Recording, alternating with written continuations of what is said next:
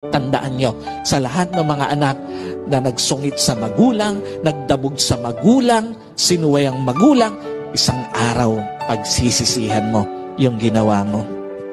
Alam niyo po, lahat ng pangit na ginawa sa magulang, isang araw pagsisisihan ng anak. Lahat ng masakit na ginawa sa magulang, lahat yung pagsisisihan ng anak. At lahat ng hindi dapat ginawa sa magulang, lahat yung pagsisisihan ng anak.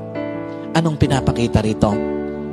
Sa lahat po ng mga anak, bago pa maging huli ang lahat, itama mo na anumang dapat mong itama sa pagtrato sa magulang mo.